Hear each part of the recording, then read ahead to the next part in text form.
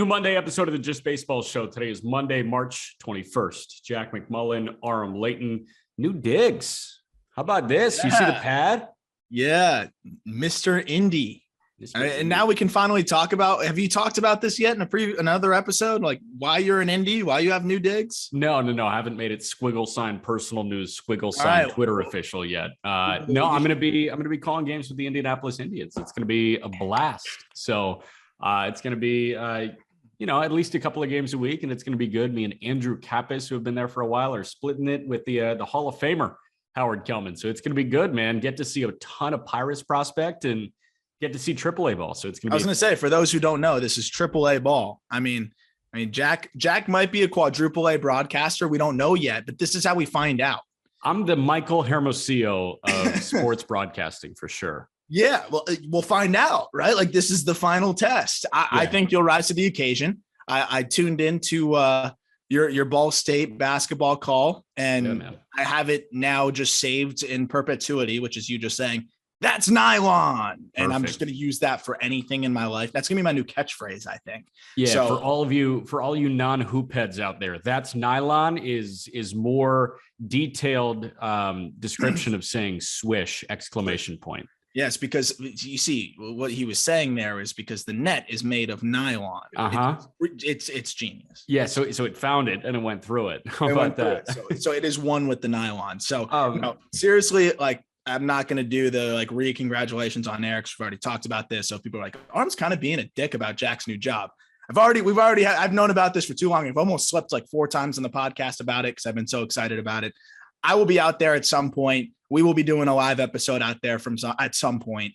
So really excited about that. And I can't wait till Nick Gonzalez and some of the other guys get up there and you get to see them firsthand. You're going to get to see a lot of talent. And I mean, you definitely deserve this opportunity in AAA, and it'll be pretty darn fun. Well, thanks, man. Who did I see hit the ball to the stratosphere in spring training over the weekend? Endy Rodriguez. Yeah. O'Neal Cruz. Well, Cruz did, but I think Endy Rodriguez did too. Did Endy do? If he did, I missed it. But like, I would believe it because he's phenomenal. We were talking about that. Like, that's a guy that's going to be on our top 100 that probably nobody else really has on the top 100. But did you see the ball O'Neal Cruz hit? Yeah, dude. Yes. He's not real. And I'm excited to talk about that team. Like, the future is bright. The Marlins could take one of their players away. Not going to happen, but the Marlins signed an outfielder. That's one of the things we're going to talk about. And then what else, Jack? Well, we've got a lot of signings to go through. Last week was phenomenal because it was just, okay, here's the crazy news of the past 24 hours. Let's talk about it. And then we just had a weekend for the news to continue to drip in. We had some massive names come off the board: Correa, Trevor Story, Kenley Jansen. And then we've got some other rumors and some reported deals that were not signed over the last couple of years that I want to go through as well. Yeah, weird timing where it's just like this week was the week where we just say, oh yeah, by the way, these deals never happened. They almost did a couple of years ago. It's weird to see 2 of those drop in the same time. But I always love the classic, like, this almost happened 2 years ago. You can just sit with that now. I remember when Yermin Mercedes was balling, Craig Mish came out with a report. It was like the Marlins almost traded for Yermin Mercedes. Oh, good. Oh, great. Thanks for that report. I would have died happy not knowing that. It's just like, I still think they could have used him and could use him right now. Like, not after Soler, but it's funny. Just sometimes I think one of the most accurate phrases in the history of the human race in the English language, but it probably could be translated a million ways, is ignorance is bliss.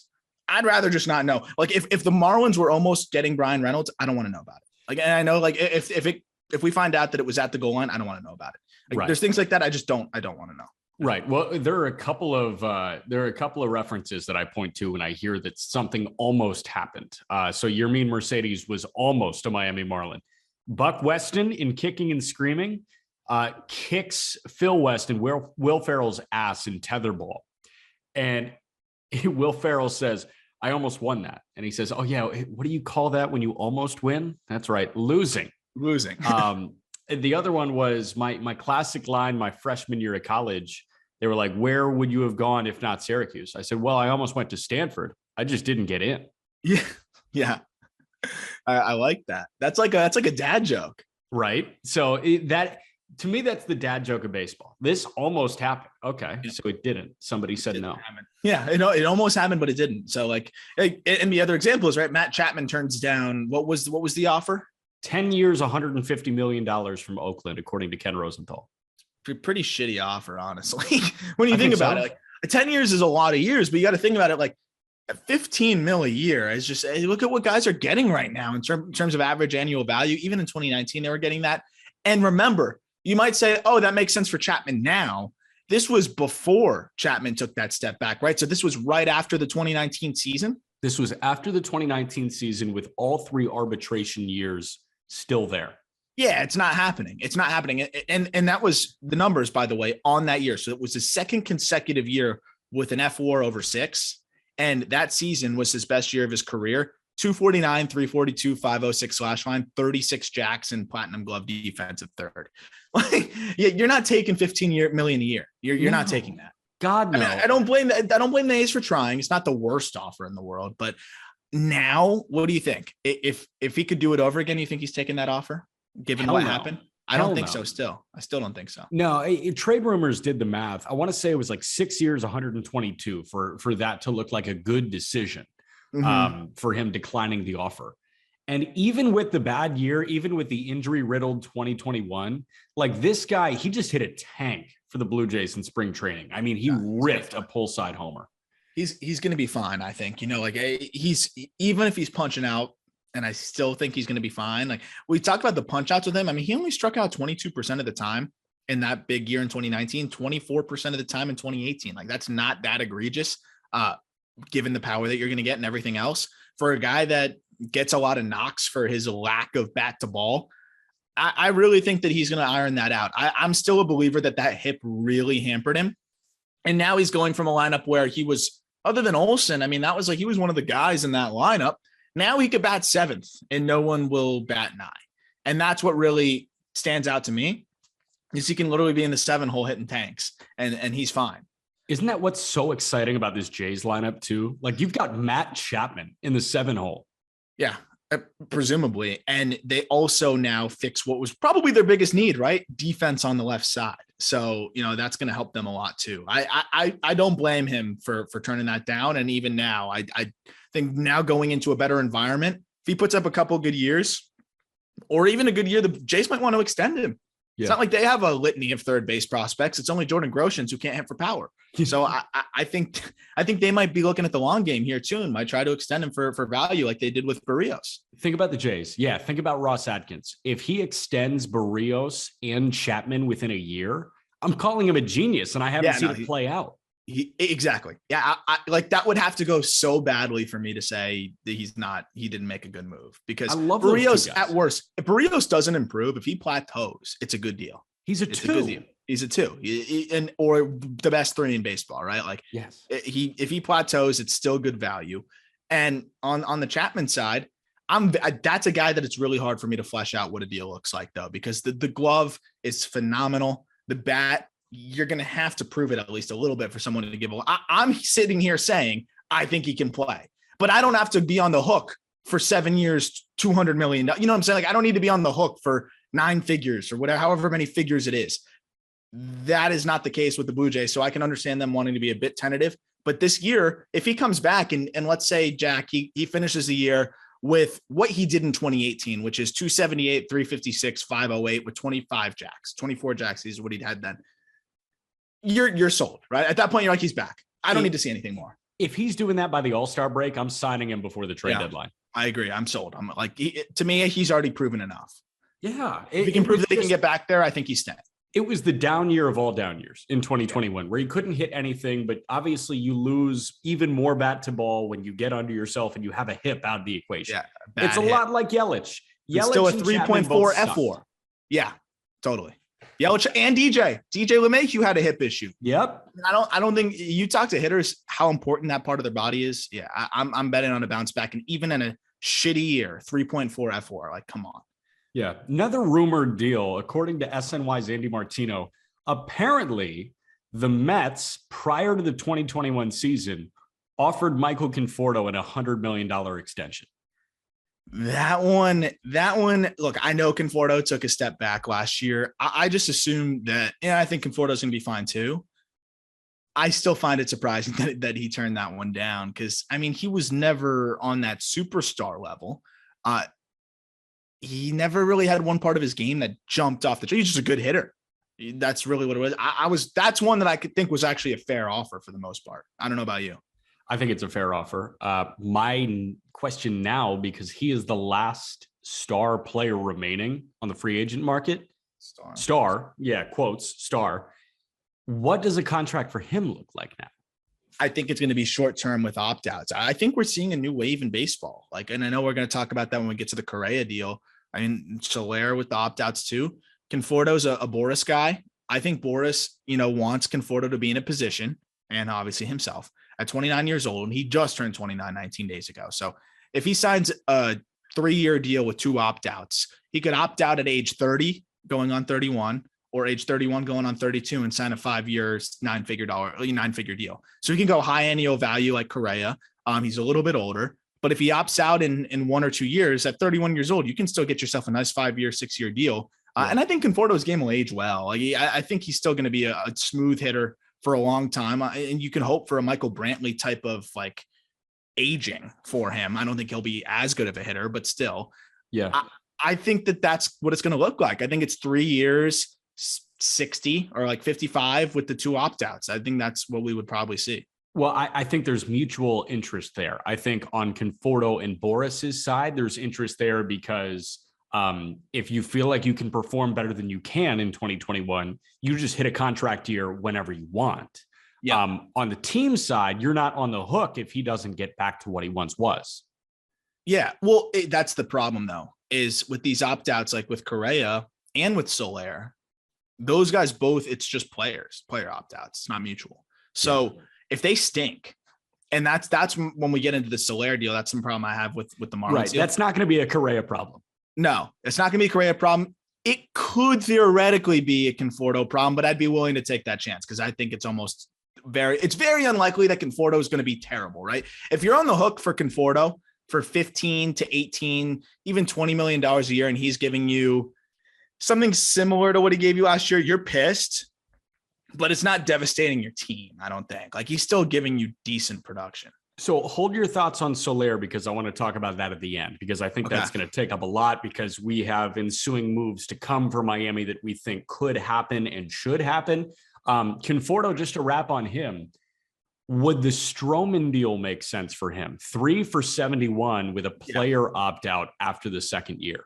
I think slightly less, but yes, that's what I see.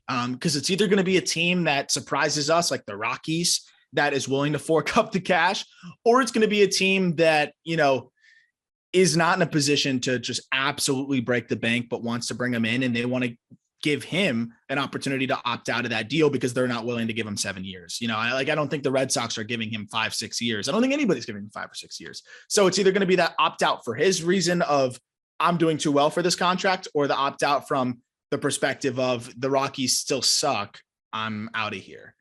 If I was Rick Hahn, I would go to Michael Conforto right now and I'd say, we'll give you 4 years, 75 with mutual options after years 2 and 3. So do you think the teams, but do the mutual options kind of undermine the whole thing, don't they? If you're trying to give the player the leverage. Because if the player, well, I guess no. I guess I take that back because let's say Conforto has a career year next year.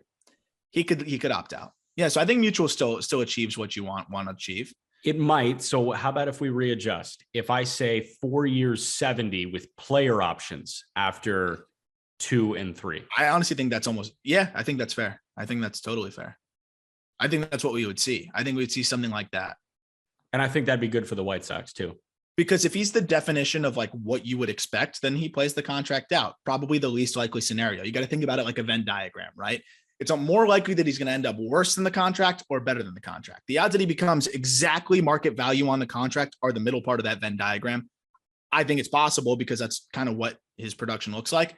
Yeah. But he's protected on both sides because if he outperforms it, he can opt out and hit free agency again. If he stinks, he's not opting out. He's gonna opt into that $15 million a year, and it feels weird, but safety. It's only $15 a year. Yeah.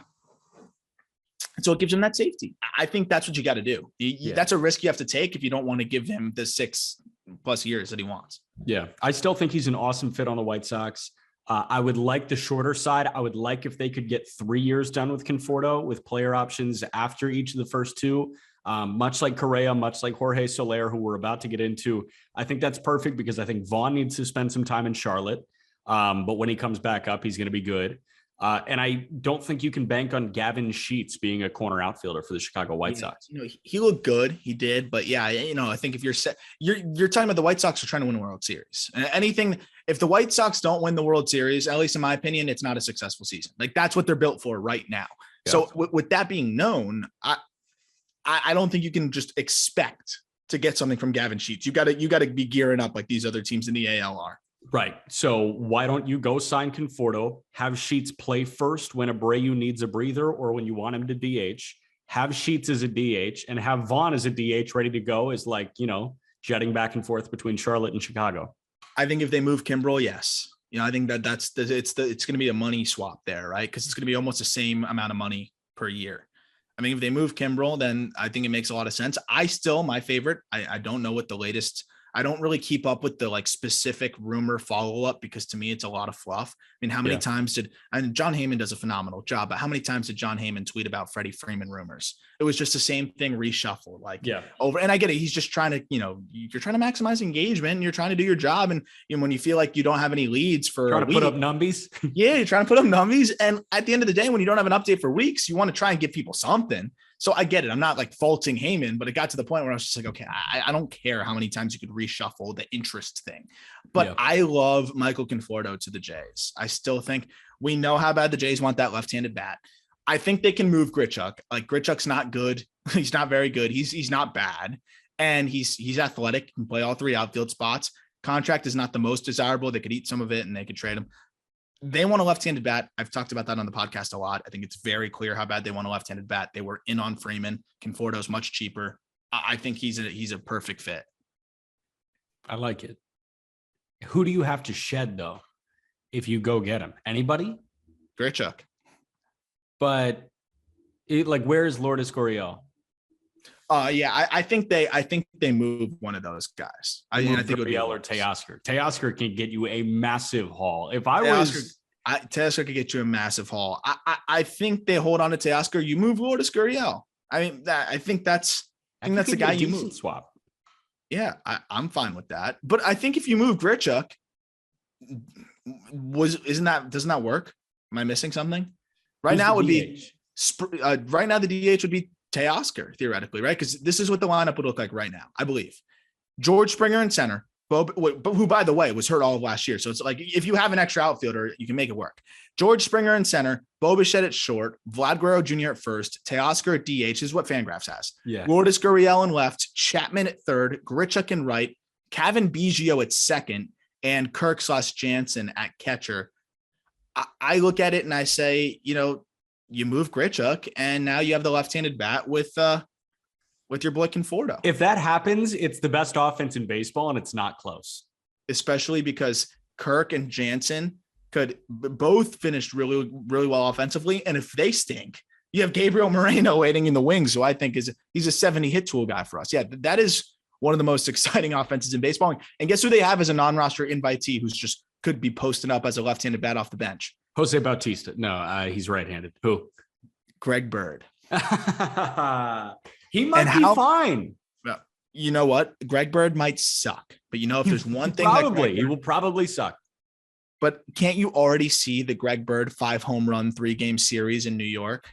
Yes. This is the Greg Bird when series. When Vladdy tweaks an ankle or has a sore oblique and he has a week off, 7-day IL, and they throw in Greg Bird and he hits 5 home runs and Yankees fans lose their collective minds. Well, it's like Linsanity.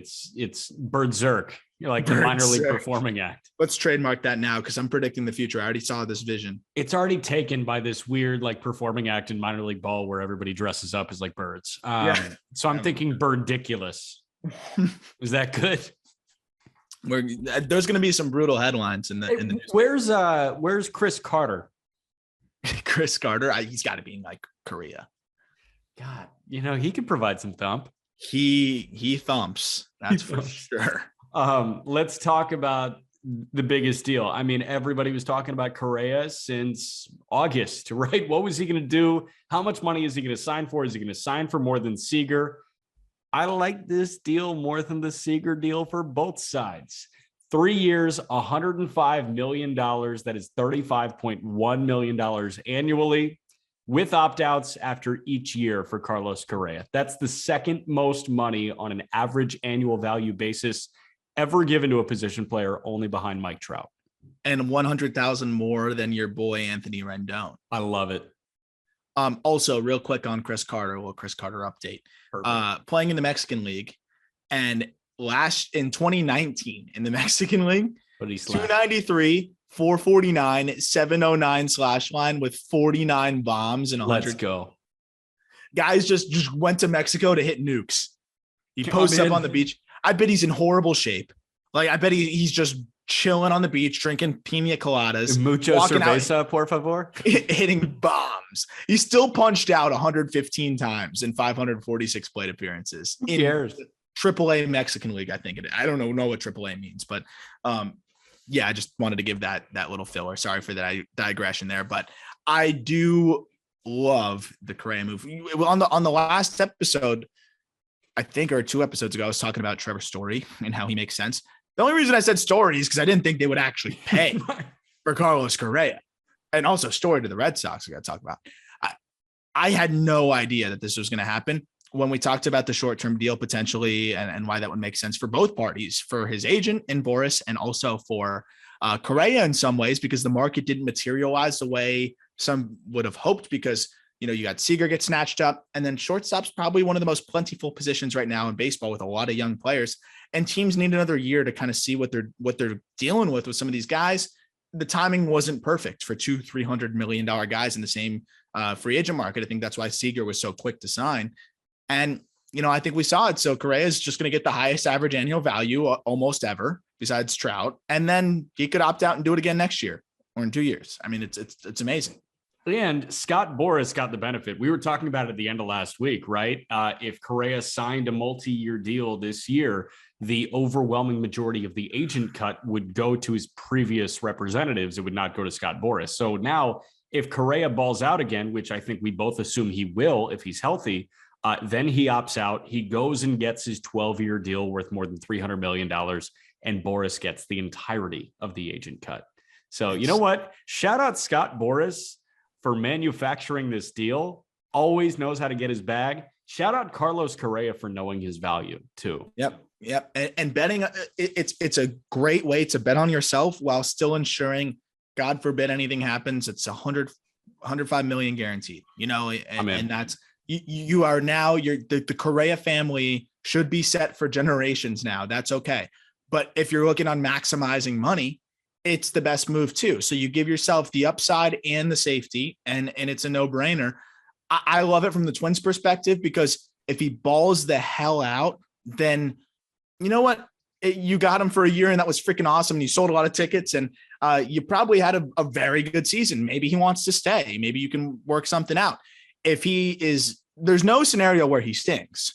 And even if he's not his best, he's playing platinum glove defense at short. He's still a good hitter. Even on a down year, he's going to be a good hitter. Yeah. It's really a win-win. I love it for all aspects. And I love that a team like the Twins is going for it. I don't think they're done.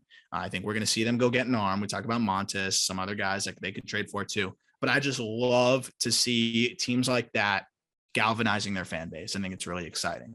Absolutely. Learning about my apartment bit by bit. I've got the sun shining right into the camera here. So live and learn. We're going to have to suck it up for the next about half hour. And then I'll be better tomorrow. I promise. Yeah, we improve. We learn. Study the solar schedule and figure it out. Yeah, the sundial. I gotta break out the sundial again. I do want to point to the health, because Correa was healthy for a full season, a full 162 for the first time since 2016, when he was 21 years old last year. Yep. That's a big deal. So you can obviously see that when Correa is entirely healthy, he's one of the best players in baseball. Correct. Is he going to be healthy is the big question. I hope so. I don't know. Like, here's the thing. He played 50 to 60 games in 2020. So technically he's gone 2 full seasons without having to deal with injury. So if the health concerns are behind him, that's massive for him. He won his first Gold Glove this year. He won a Platinum Glove this year. And he led all players in defensive run saves, in defensive runs saved last year. So this guy, like, he's not just really, really good at defense. Like, he is the best defender on the planet when on. He and Chapman. Yeah, I really, it's him, Chapman, Arenado. I mean, like, those guys are in their own section now. And really all it was for Correa was just being healthy. It really was. I think he was out there even when we were seeing him on the field, really not at 100%. And I think you really see that make its way onto the defensive side of things. His arm is probably the best infield arm we've ever seen. I don't know if we've ever seen a better infield arm, or at least in the modern era. And I doubt anybody in the 60s was ripping it like that. I know Brooks Robinson could sling it a little bit, but I mean, this guy has a ridiculous rocket, triple digits across the infield. He's going to be phenomenal for them. And I mean, if Gio Urshela is playing third, that's, again, one of the best defensive infields in baseball on the left side. Jorge Polanco at second too. He's pretty solid at second. Yeah, he wasn't good at short. He's good at second. You know, so like that's a really fun team. I'm very in on that team. And I love the moves that they've made overall. And you forget they extended Buxton before the lockout. I'm Best looking at center fielder in baseball when healthy too. Oh my God. Top 5 player in baseball when healthy. Yeah.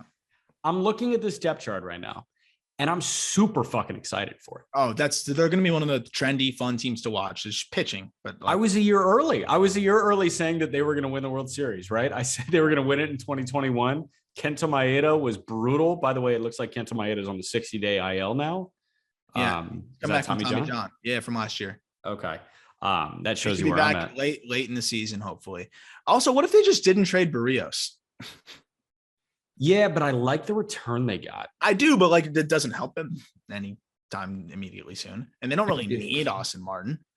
You're right, but we could play the what if game all day. That's not even, but to me, it's like if they were planning on doing this, there's not much what if. It's like, well, why'd you take a half a step back to take? When do you think they decided to do this though? Yeah, that's true. I guess they could have. I think when when they got the return that they got, maybe and when they saw the performance of a lot of their prospects and maybe surveyed the market a little bit and said, hey, we can probably strike here. Like, I don't think they went into this offseason thinking we have a shot at Carlos Correa. And I think when they realized that they have a shot at Carlos Correa, they realized, hey, maybe we should start wheeling and dealing a little bit and made some moves around it. Cause it was like very, very quiet, boom, flurry of moves. So, I think once that became a possibility, it seemed like they started to try to piece it together. And I think when they realized they only had to give up Chase Petty for Sonny Gray, they sat up in their seats a little bit. They were like, okay, let's go. For 2 years. Like we got him for 2 years now, our ace pretty much for now. Yeah. Let's get moving. So I'm looking at the depth chart right now on Fangraphs for the Twins. Gary Sanchez is the catcher who, when he's right, can hit bombs. He's not going to give you good defense, but you know what? He hits bombs and you don't need much from him. Miguel Sano at first, much like Gary Sanchez. That's the problem right there. That's the one problem I have personally is Miguel Sano at first. Yeah. Jorge Polanco at second, Carlos Correa at short, Gio Urshela at third. Outfield left to right at the moment is Alex Kirilloff, Byron Buxton, and Max Kepler with Luis Ariz as the DH. And then you got Jeffers, Jose Miranda, Nick Gordon, and Brent Rooker on the bench. So what do you think about this? Because we were talking about who would you trade, Arias or Jose Miranda? What if you just put Miranda up first? Yeah. Miranda made 26 starts between AA and AAA, made 28 appearances at first base last year. So, I mean, I'm not saying he's a Gold Glover, but he's played the hot corner. I think he can figure out first. He's 6'2". He's tall enough for the position. In the meantime, I don't want him playing first long term, but I think right now you're trying to do something now because you don't even know if Correa is going to be here next year. I would put Miranda at first base. Arias is a spark plug for them. He is so good offensively. He can't play first. I kind of like that scenario. The other backup situation here is because I'm just looking for opportunities to displace Sano. I just don't think getting Gary Sanchez makes Sano expendable to me. Absolutely. As you alluded They're the same to. player. they're, as you alluded to, they're the same player, and one is at a position where it's much more valuable to be that kind of player, right? Because at first base, the good hitters are a dime a dozen. You could also move Kirilloff, where he's actually better, to first base if Trevor Larnach is swinging it. So that's a big if too. Can Trevor Larnach get it going? If Larnach gets it going, then that's another opportunity too. I think you have him in the corner outfield and Kirilloff moves to first. What do you do with Miranda? That's what you'd have to figure out. He'd probably be trade bait at that point if you still have him for a pitcher. But I would prefer, I think the more likely scenario, because Miranda, I think, is a better prospect than Larnach, is to have Miranda play first. They tried it last year. He was there for a reason. They also had him play a little bit of left too, I must say. Not much, but a little bit. We were playing a hypothetical game via text a couple of nights ago, and you said trade two of them. And you listed Luis Arraez and Jose Miranda, and then you listed Max Kepler and Trevor Larnach. Yeah. And my answer was Arraez and Larnach. Yeah. I really like Miranda. I think that Miranda, what he can provide for this offense, honestly, immediately, I don't want to say is more than Arraez, but it's more exciting than Arraez. And obviously you have a lot more control.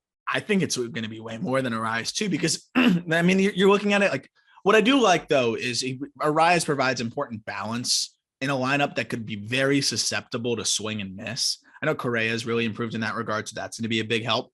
But you look top to bottom, there's a lot of swing and miss in there. And Arraez is your throwback bat-to-ball guy. But at the end of the day, he's a guy that barely pushes 400s in the slugging department.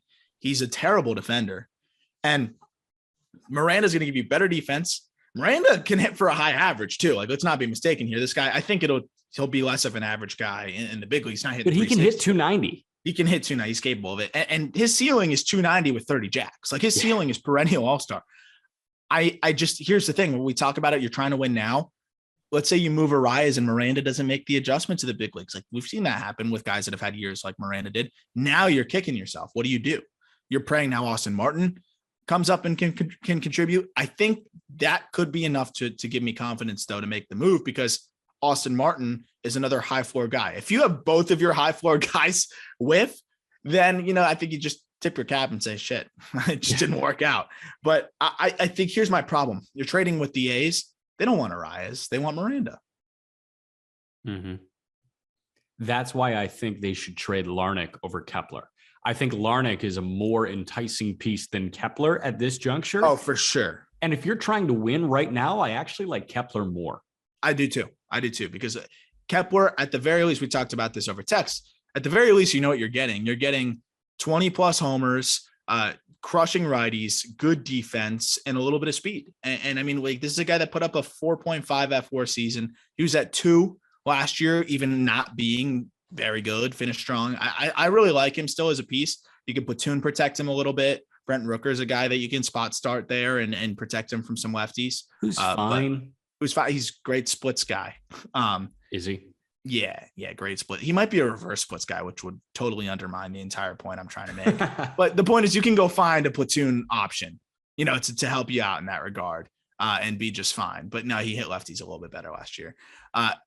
That's probably my approach to it. But I think they've got enough pieces here to potentially make a move, and I really like that. I think they are in a very advantageous spot, which is, you got to be excited. I mean, if you're a Twins fan right now, you can't be anything but excited. Yeah, and for the love of God, please get more pitching. You've got Sonny Gray, Dylan Bundy, Bailey Ober, Joe Ryan, Randy Dobnak. The only guys I want pitching moving forward there are Gray and Ryan, maybe Ober, but Bundy and Dobnak, I mean, no, miss me with it entirely. Yeah, Ober's a fine back end guy. They need to get Bundy, Dobnak out of there. I mean, those guys are not that's going to be 40% of your rotation is going to be a liability. It can't happen. And you can get a 3 in Major League Baseball for Arraez and Larnach. Yes. Yeah. If that doesn't make it, and also, like, you can put together a better package. You can put, if you need to give up more to get Montes, they have enough prospects that they could part with that wouldn't kill their system, and they'd still be in a good spot. They could flip Simeon Woods Richardson if they needed to. They could flip some of these other pitching prospects that are a little bit further away. I think that would be the easy move for them. Yeah. Let's talk about the Red Sox signing Trevor Story, 6 years, $140 million. Trevor Story has opt-outs for the final 2 years. Or the Red Sox can turn those into guaranteed years by adding another year at $20 million. So it could escalate to 7 years for 160, but he signs an identical deal to Javier Baez, 6 years, $140 million. I think last week on the pod, I said that Baez should make more than Story. I think Peter said Story should make more than Baez. And I think you said they should be very similar. I remember you guys brought it up. You guys brought it up, and I was like, dude, that's impossible. I have no idea. Like, I would flip a coin and be fine with either. Like, I have no strong opinion either way. If I had to pick one, though, like if I'm the GM, the safer move for me is to just go get Story. In my opinion, and that might sound weird, but it's one of those things to me. I'm not worried about the Coors Field situation as much. I think a lot of guys shake that off once they go elsewhere. It's not just, oh, he only can hit. Like Trevor Story's power translates. I don't think anybody needs to know whether Trevor Story has more raw power than Nolan Arenado. Like that's he's a home run derby contestant. Yes. That's who Story is. And he was hitting it as far as anybody. Like he has more raw power than Nolan Arenado. Nolan Arenado is probably a better hitter, right? But like I'm just talking about like what translates.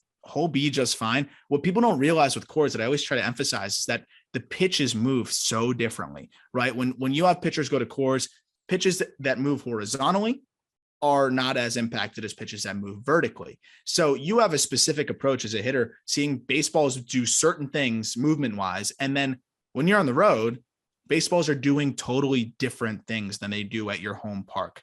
That's almost a different sport. It's stupid that it really happens.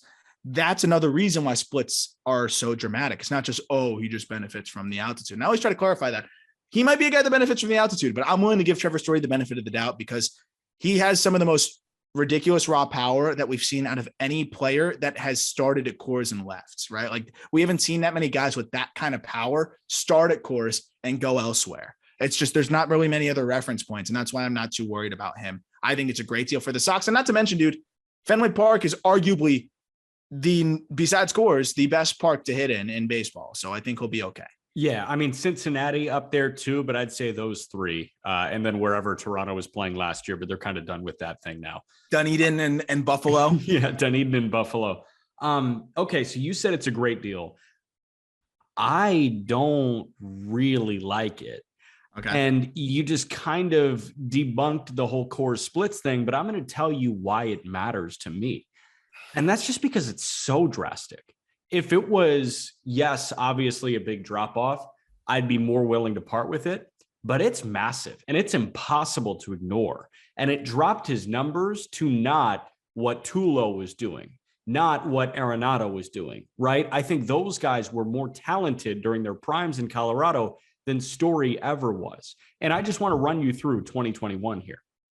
71 home games in 2021. 296 with an 880 OPS, drove in 47, and he punched out 62 times. Keep that number in mind because that has to do with pitch movement. 71 road games in 2021.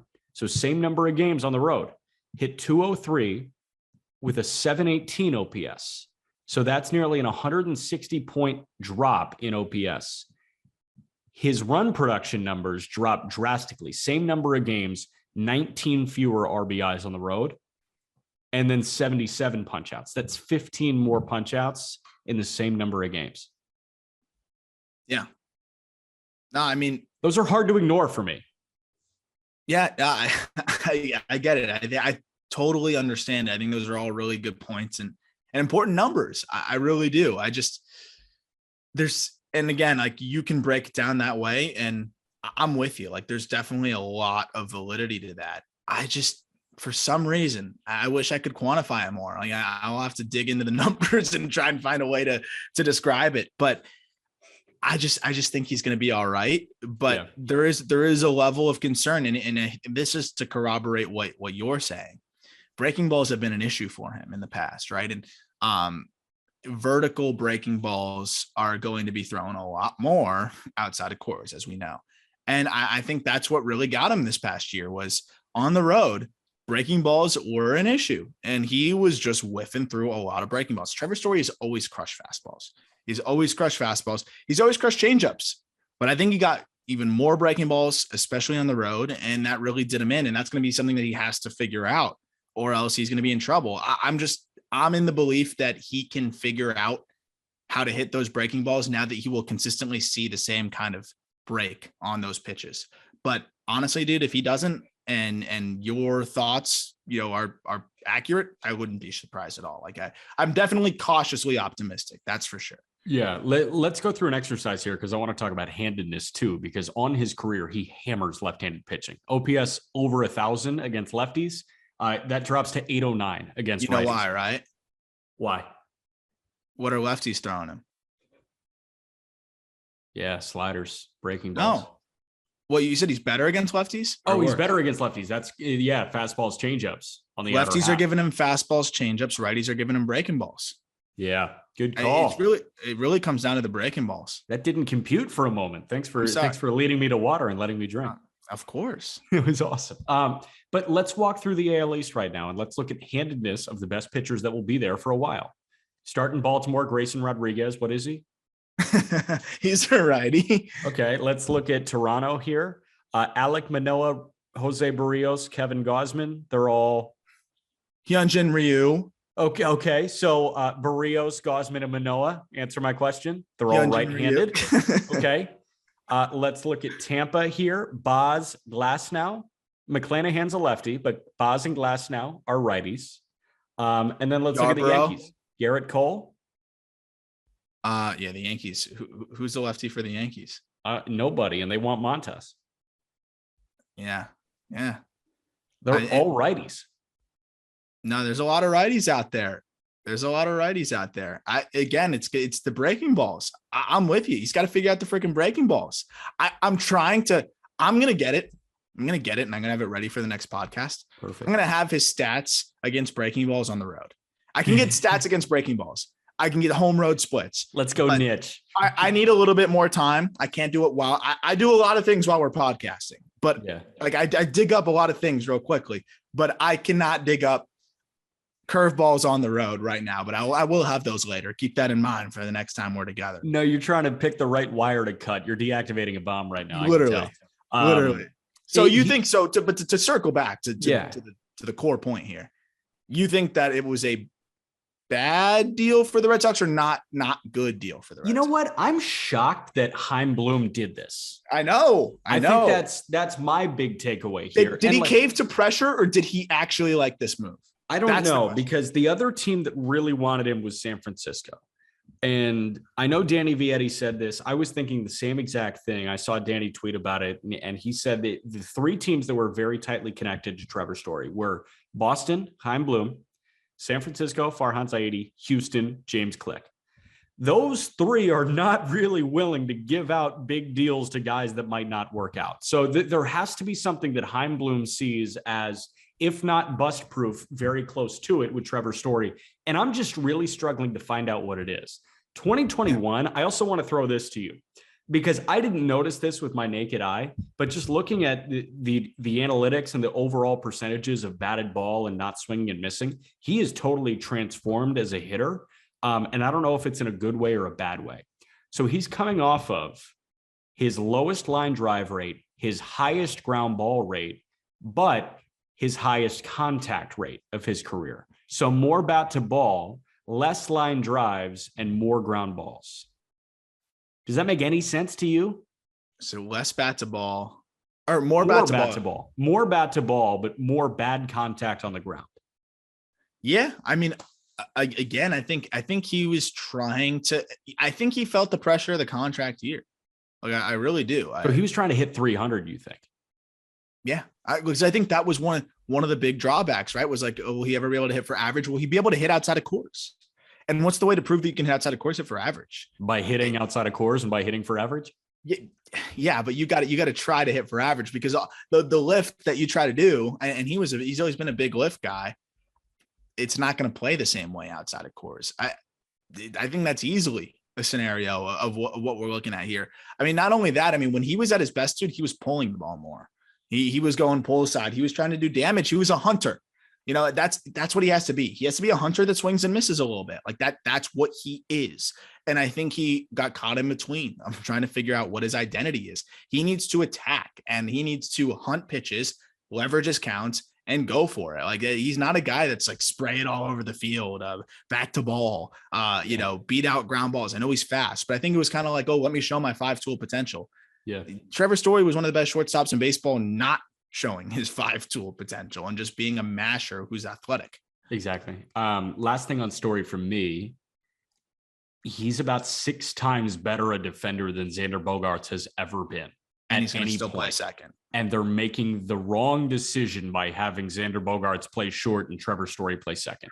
It's objectively the wrong decision. Like there's not, and people might say, oh, Xander Bogaerts a good defender. Look, he is a good defender when the ball is hit to him. His range is really bad. It's a little bit Derek Jeter-esque, ironically, which is they look smooth.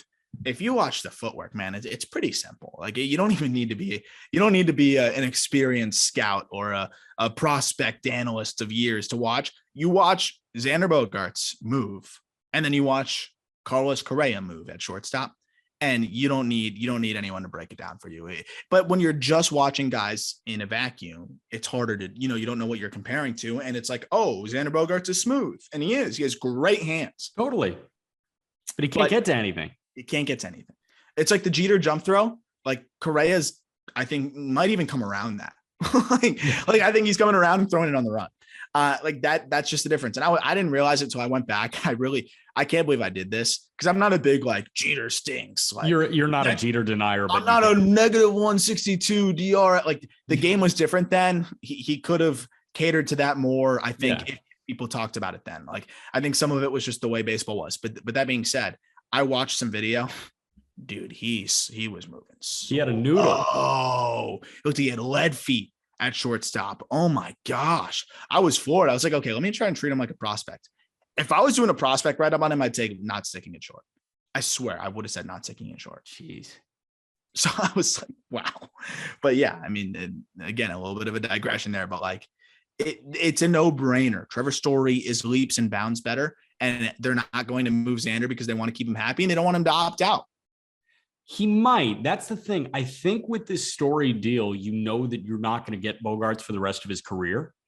And I think it's an insurance policy. It's an insurance policy. And I think you're waving the white flag here. And it sucks because I think Xander Bogaerts is a really, really good player. But for the sake of winning as many baseball games as possible in 2022, you should not try and cater to Xander Bogaerts' feelings by having him play shortstop and having the objectively better defensive shortstop play second base in Trevor Story. Especially when you have Mr. I keep doing that. I'm the only person on the planet. Mr. Rafael Devers over there at third base. Who are you going to say? Jose Devers. Jose Devers? Who's Jose Devers? His cousin that plays for the Marlins. He's unfortunately. He's a real player? No, he's a real player. He came over in the Stanton deal. Is he on the big league team? He was last year, which says a lot. Oh my God, I've never heard of this guy. Joe Panic took over the ABs after. He's young though. He's super young. He's very skinny. He's a great defender. But my point, unlike his cousin, because that's my point. To your point now. That's what I'm getting to. His cousin did not get the defensive ability, and Rafael Devers is not good at the hot corner. And now you have. I talk about the best left side of the infield in baseball. That is the worst. It's not close. I'd put my life on it. That is the singular worst defensive left side of the infield in baseball. And overall, we'll end up just being the worst defense in baseball infield wise, even with Story at second base. And that's what they're subjecting themselves to. You can't get any above average defense in left because at the end of the day, there's just a monster there that really impedes any ability to stand out as a defender. Center field is important. And we know they'll be covered in center field and right with JBJ and Kike Hernandez. But there's a reason why BABIPs are so high for the Red Sox and why Eduardo Rodriguez, a ground ball pitcher, really struggled to have the good luck, quote unquote. It's not luck. Heim created that. And I think Heim's brilliant, but he created that bad luck with that left side of the infield. Yeah, absolutely. We'll move off of Trevor Story for the meantime. I do want to end on Soler. We'll take 5 to 10 minutes to talk about the Soler deal. But before that, just your quick thoughts. I'll offer mine, you offer yours, and then we move off. Kenley Jansen to Atlanta is a great pickup for them. I mean, they just got a back end guy, probably their closer, to pair with Matzik, Minter, Jackson, and Will Smith. That is borderline best bullpen in baseball. I think it is. I mean, you look at, I'm always going to throw the Dodgers and the Giants in there because they just spawn guys that are throwing 100 and nasty. Yeah. Same with the Rays. Like they got to do like Peter Fairbanks that actually throws in a way that when I was working at a training facility, there was a pitching coach there and I was like, yeah, let me know any video you want for reference points for your high school pitchers, whatever. He's like, I need you to go dig up some Peter Fairbanks, not because I want to use it to teach, but because I don't understand how he throws like that. And he was trying to explain to me, like, you can't physically do this. There's something wrong with him. Like he's like got something unique. So they just find dudes like that. But when you look at this Braves bullpen, it's proven dudes. I would say Matzik is proven at this point from what he did. Now he's proven. Now that's what I'm saying. Will Smith, shaky, but a proven guy at the very least that he can save games, he can nail it down. I would say Luke Jackson has proven that he's a good seventh inning arm at this point. Yeah, he was being asked to do more before, but he's proven that he's a good seventh inning arm. Colin McHugh is an established. I totally forgot about McHugh. Yep, and then Kenley Jansen is a borderline Hall of Famer. So I think that it's not only talented, it's experienced. And even if they struggle for whatever reason, I will have no concerns about this bullpen figuring it out as the season goes on. And I mean, now they've got legitimately, I'd be comfortable with any of Kenley Jansen, Will Smith, Colin McHugh, Tyler Matzik, and Luke Jackson closing a game for me. If it came to it, I'd be fine with any of those guys coming in and closing a game for me. And that is absurd to think about. Absolutely fucking absurd. Let's wrap with the Marlins signing Jorge Soler, 3 years, $36 million, opt-outs after each year. It's the Jordan deal, but the LeBron deal, but mini. It's the Correa deal, but mini. I mean, I'm just going to open the floor to you because I think there have to be some ensuing moves now. You'd think, but from what I'm hearing, some folks may not be too surprised if they're done. From what I'm hearing, I mean, they're still surveying the market, but what I've received, the message that I have received from people that I would be very confident in what they tell me, that they would not be surprised if this is what the Marlins roll out to opening day, which would mean that Avisail Garcia is playing center field and Soler is playing right and Jesus Sanchez is playing left. That could be a very solid offensive outfield. My problem is, we're breaking down Story and talking about pitches moving and breaking balls and altitude. You want an even more difficult science experiment? What the hell happened from Kansas City to Atlanta for Jorge Soler? Because this wasn't some kind of like small fluky change. This was the most wild of wild changes. He went from striking out like almost 40% of the time to striking out straight up like 18% of the time. With the Braves. Like it was like that. How does that happen? I don't know. I've got no. So 2019, didn't he hit 48 homers in 2019? Yes. He was the home run king in the American League in 2019. 48 home runs. Yeah.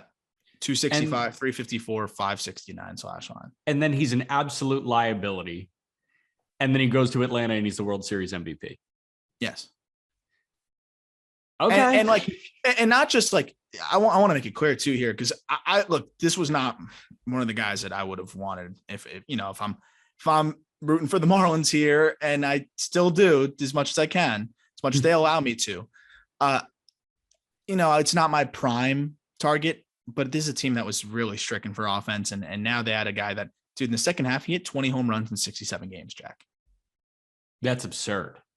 That's on pace for almost 60 home runs. That's 50 absurd. bomb. So like, and sorry, but before I forget this, and then I want you to go, because I'm really excited to see what you have to say about this. That's on par with what he did in 2019. Yeah. Now go ahead. No, I mean, I'm just thinking, which version of Jorge Soler are you going to get? And the answer might be both, which is crazy. And it's a loaded answer and you can go any which way with that, but you might get both. And if you get the good Soler, then I think you bail yourself out of the bad Soler, because he's going to opt out of $12 million over the last 2 years. Well, that's the structure is funny. that's where it gets really interesting too. I hate the structure of it for the Marlins. I think it gives them nothing but loss potential, I guess, because if he balls the hell out, it goes to 12 million the second year, and then it goes to 9 million the third year. So if he balls the hell out in the first year, he's most likely going to opt out. Yeah, he's probably going to opt out. If he sucks, now you're on the hook for a guy that's legitimately useless. Because if Jorge Soler isn't hitting bombs, he is useless. He's striking out 45% of the time. And he's not playing defense. He's doing nothing. He's bringing you nothing else. And that's my problem. But what I will say is this. I think the Marlins had to give those opt-outs because they had to convince him to come play in Miami. And not just because Miami stinks, but because the Braves wanted him back. Yeah. And that says something to me. Alex Anthopoulos is a smart guy.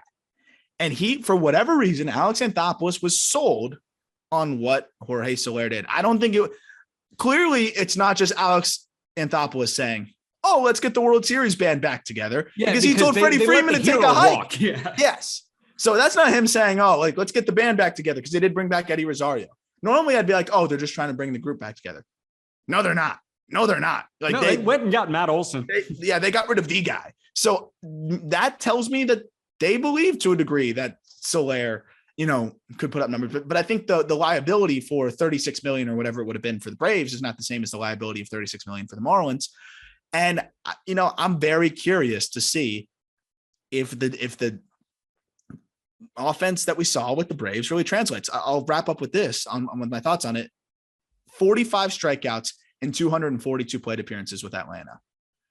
With Kansas City, 360 plate appearances, 97 strikeouts. Mike, I mean that you can't get more different.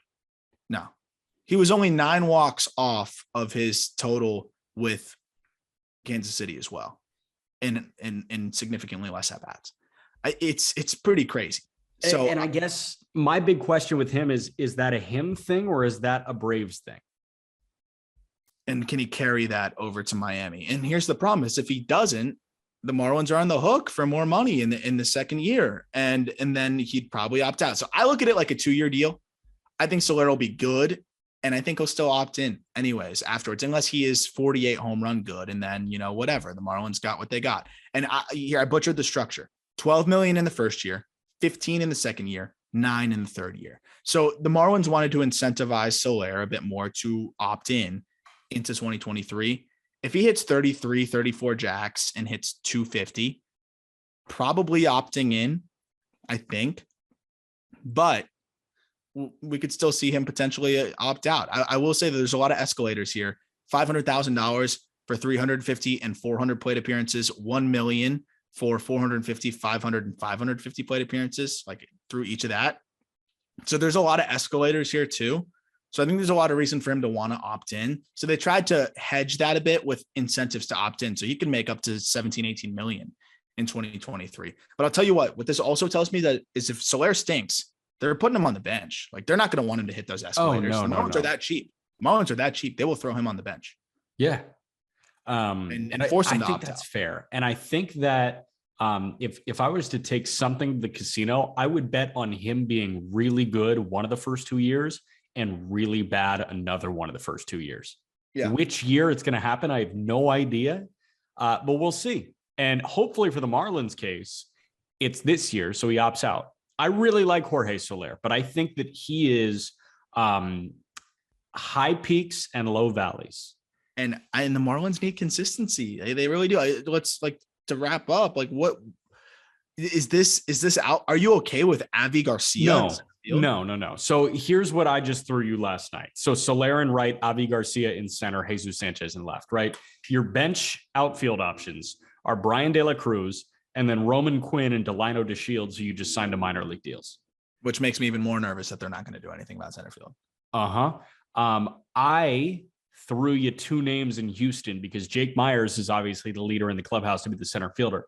If you could go get Chas McCormick or Jose Siri for center field, I think that's a massive, massive upgrade and slap Soler in the DH spot. I would do it. I would absolutely do it. So I think they could throw in a couple upper minor depth arms like Nick Neidert, Braxton Garrett. They might not be the most exciting guys in the world, but I think the Astros, given how many bats they have their situation, they would happily swap a 4th outfielder for a sixth starting pitcher type thing, where I think they'd have to give up a little bit more. We'll talk about like a lower level prospect, whatever. But I would love Chas McCormick in center field because I think the addition of Jorge Soler makes it more palatable to go with a glove first outfielder. Totally. Right? Like you can justify it more because you went and got way more offensive upside. 3 other names I really like. Manny Margot.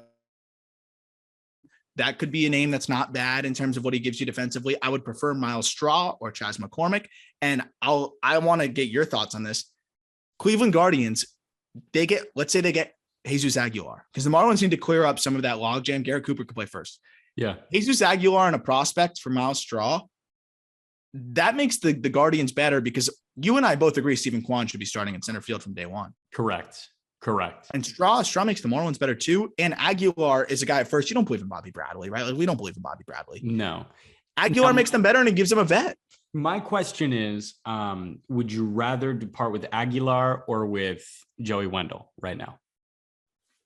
Joey Wendell, I think, is going to be too important. I'd rather part with Aguilar at this point. Now with Soler here and Cooper can play first and Lewin Diaz waiting in the wings as well. I think I'd rather keep Joey Wendell. I mean, I watched the Marlins infield. Here's the problem with the Marlins. Jazz Chisholm's injury prone. Miguel Rojas is injury prone. Brian Anderson's injury prone. Your 3 most injury prone players are your infielders. Can't risk the one guy that can play all 3 of those spots. Yeah, you're right. Aguilar on a prospect get it done for Miles Straw. I do think so because we've talked about the Guardians. Like they need a first baseman bad. And a vet that's a good clubhouse guy and a high floor dude too. Talk about a guy that just puts the bat on the ball, drives and runs. Almost had 100 ribbies on a miserable Marlins team last year. I mean, in 93 ribbies in 131 games for a Marlins team. A miss. I love it. Yeah, man. I like those names. And I think if they went and got a center fielder, I'd be a lot more excited than having Avi Garcia as the opening day center fielder. I watched him hit 460 at spring training 2 days ago, though. Avi Garcia? Yeah, he put it on the balcony area. I only saw Stanton hit it. Balcony beyond the outfield. That guy's got juice. I don't know why he has never hit more home runs than he has. He is, dude. Like, I mean, in Detroit, he was like the next coming of Miggy. He looked like Miggy. He looked like a clone of it, even his stance and everything. Yeah, dude. Avi Garcia, like, he's not going to perform to the contract, I don't think. I mean, you said you hated the deal. It was way too much money. But you know what? Like, Avi Garcia could provide some fun. He could provide some smiles at the ballpark. I've tried to emphasize it. And this is the last thing I'll say on it. Like, 23% of the Marlins starts were made by Braxton Garrett, Cody Petit, Ross Detweiler, and like a couple other names like that, John Curtis. And they had 20% of their plate appearances by Joe Panic, Isan Diaz, Magnera Sierra, John Birdie. Like now those are replaced by some established dudes like Soler, Garcia, Wendell. This team's way more watchable. And I know and Jacob Stallings as well too, by the way. This is a much more watchable team. And I think, it's the NL East is loaded, but even the Nats aren't rolling over. There's no terrible team, I don't think anymore. I thought the Nationals would be bad. They'll be kind of bad. Now they got my guy Adrianza. They're going to be great. Nelson Cruz. How about that? You can listen later today to the Cincinnati Reds top prospects. They've been wheeling and dealing. The farm system got better. Aram and I are going to break that down on the call up. Peter and I tomorrow are starting our top 10 positional rankings on the Just Baseball show. We got top 10 catchers coming out tomorrow. So keep it locked here and we will talk to you tomorrow, folks.